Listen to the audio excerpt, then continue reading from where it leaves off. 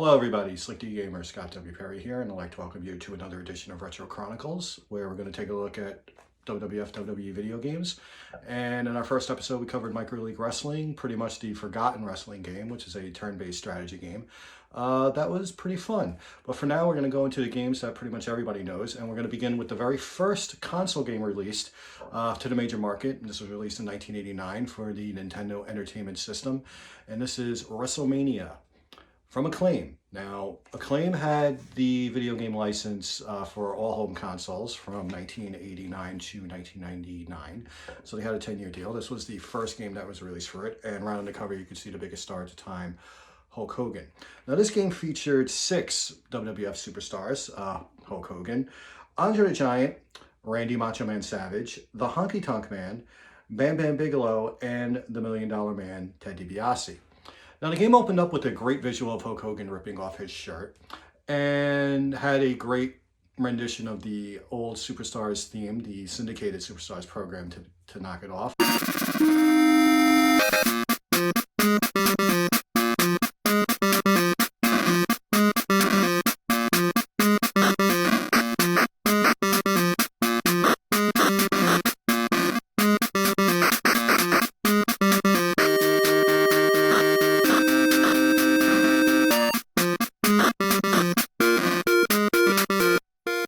And then from there, the game kind of goes a little bit downhill, but for 1989, it wasn't bad.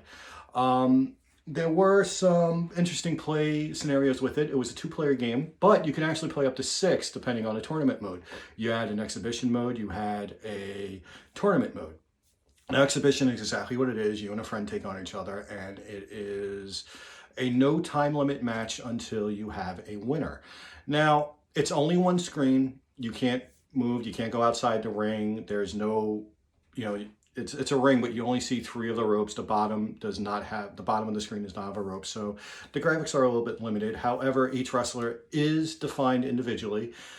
There's no grapple in it. There's basically just punches and kicks, with the exception of Hulk Hogan. Hogan can actually body slam Andre. It's a funny graphic with it, but at least I will give them credit for giving each superstar their own identity. The tournament mode is very interesting. If you play a 1-player mode, whatever superstar you select, you take on the other 5 head on. However, each one has a 3-minute time limit, so you have to defeat them within 3 minutes, and it can be very challenging. I had played as Macho Man Randy Savage, and in my playthrough, I had beaten the final man, Hulk Hogan, at the 2-minute 59-second mark. So it was very close, and I was glad to win it. There's a cool title screen, showing you're the WWF champion if you win the tournament, and that's cool. Where I enjoyed the game a lot as a kid, and I still kind of enjoy it now, is it's in the 2-player tournament mode. And what it is that it becomes a round robin tournament where you take on everybody else in the game. It is structured that way. So this is where you can have up to 6 players, because it is only a one-on-one matchup, and player 1 and player 2 can always be in it. I always like playing as myself and having somebody as a second player, and made sure that the second player lost all the time because it decreased my chances of winning the game. But overall, I thought it was a good start and a little bit of a fun experience. One thing is the controls are a little bit weird. The pin setup for DiBiase and Bam Bam is a little different than the other wrestlers. I don't know why they just couldn't make it the same as they could for everybody else. Also, one cool thing about it is that there are power-ups, so you can get your health going up even better. And they are wrestler specific. Ted DiBiase has the $sign. Honky Tonk Man has a guitar. Bam Bam Bigelow has fire.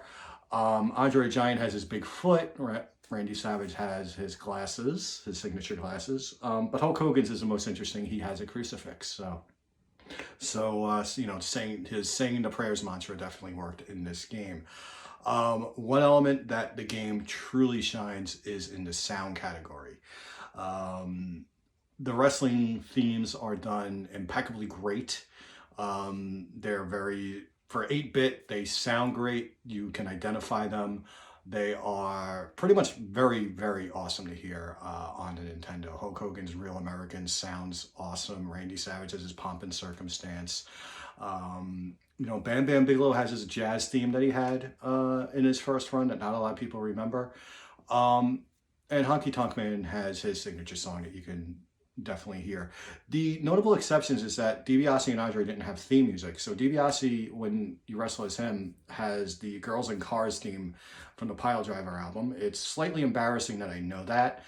And Andre has the wonderful rendition of the musical stylings of Vince McMahon in Stand Back. Thank God we don't have Vince singing on this one.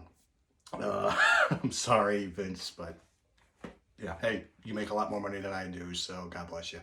So there you have it, WrestleMania for the Nintendo Entertainment System. Not a bad start, not a great start, but somewhere in the middle. Decent game, fun to play with friends, you know, when you're a kid. Definitely dated now, but, you know, for its first game, definitely worth having in your collection, I think. And pretty decent. Stay tuned for our next episode because we're going to go from the NES to the arcades, and we're going to uncover a game that came out around this time for the arcade system, and it's WWF Superstars, which was the start of really the first great video game in the World Wrestling Federation, World Wrestling Entertainment library. Until then, this has been Retro Chronicles. I'm Slick D Gamer, Scott W. Perry. Take care.